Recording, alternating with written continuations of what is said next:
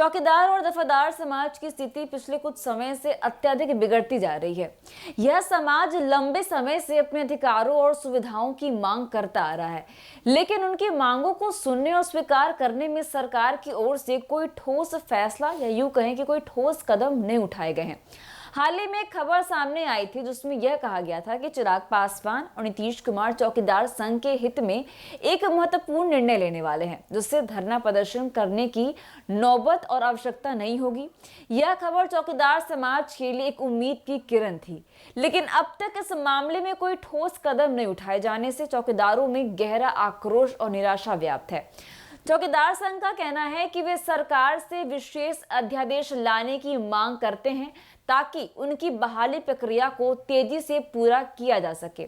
उनका यह भी कहना है कि यह अध्यादेश विधानसभा से पारित कर संबंधित विभागों तक शीघ्र पहुंचाया जाए ताकि आगामी विधानसभा चुनाव से पहले उनकी बहाली सुनिश्चित हो सके, क्योंकि संघ ने चेतावनी भी दी थी कि अगर उनकी मांगे पूरी नहीं होती तो वे अपने अधिकारों की रक्षा के लिए वैकल्पिक कदम उठाने पर विचार करेंगे।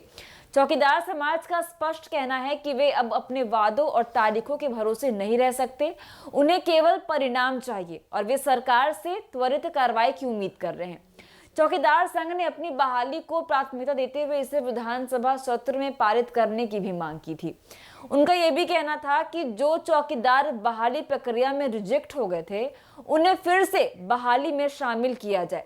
इसका मुख्य कारण यह भी था कि चौकीदार समाज अब महसूस कर रहा है कि उनकी अनदेखी की जा रही है। बता दें कि जबकि चिराग पासवान और नीतीश कुमार ने पहले उनके लिए कोई ठोस आश्वासन दिया था, अब जबकि सरकार ने कोई ठोस कदम नहीं उठाए हैं तो चौकीदारों का आक्रोश और बढ़ता ही जा रहा है।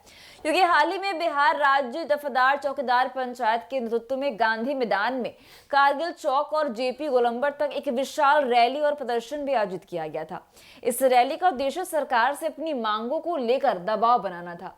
इस प्रदर्शन में डॉक्टर संत सिंह, जेता जह, श्री राम विलास पासवान, धर्मेंद्र कुमार सिंह जैसे वरिष्ठ नेताओं ने हिस्सा भी लिया था।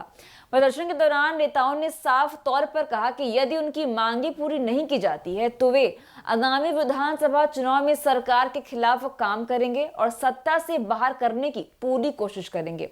उनका कहना था कि पासवान समाज को वादों और तारीखों से ज्यादा परिणाम की आवश्यकता है, क्योंकि चौकीदार समाज अपनी जिम्मेदारियों और सेवाओं को देखते हुए उचित वेतन और सुविधाओं की मांग कर रहा है। क्योंकि उनका यह भी कहना है कि यदि उन्हें उनके कार्यों के अनुरूप सही वेतन और सम्मान नहीं मिलता है तो वे उनकी मेहनत और योगदान का मूल्य कभी भी नहीं समझा जा सकेगा। प्रशासन का कहना है कि सभी कर्मचारियों के लिए समान नीति बनाना आवश्यक है और किसी विशेष वर्ग को अतिरिक्त लाभ देना अन्य कर्मचारियों के साथ अन्याय हो सकता है। हालांकि चौकीदारों का कहना है कि उनके कार्यों का महत्व अनदेखा नहीं किया जा सकता और उन्हें उचित वेतन और सुविधाएं मिलनी चाहिए। यह विवाद अब एक गंभीर समस्या बन चुका है और इसका समाधान सरकार के लिए कुछ चुनौती बन गया है। चौकीदारों का दर्द और आक्रोश उस बात को स्पष्ट करता है कि वे लंबे समय से अपने अधिकारों की रक्षा के लिए संघर्ष कर रहे हैं। उनका कहना है कि अगर उनकी मांगों पर शीघ्र कार्रवाई नहीं की जाती है तो 2025 के विधानसभा चुनाव में वे सरकार के खिलाफ रुख अपनाएंगे और गठबंधन सरकार को सत्ता से बाहर करने के लिए मजबूर हो जाएंगे। चौकीदार समाज जब जागरूक हो चुका है और यह अपने अधिकारों के लिए पूरी तरह से सजग है, चौकीदार और दफादार समाज के संघर्ष ने अब एक नया मोड़ भी ले लिया है। यह समाज अब अपने अधिकारों की लड़ाई लड़ने के लिए पूरी तरह से तैयार है और सरकार से उम्मीद कर रहा है कि उनकी जायज मांगों पर जल्द निर्णय लिया जाएगा। चौकीदारों का कहना है कि वे अपने वादों और तारीखों से संतुष्ट नहीं हो सकते। अब उनकी मांगों को जल्द पूरा नहीं किया गया तो वे आगामी चुनाव में अपने वोटों के माध्यम से उसका जवाब देंगे।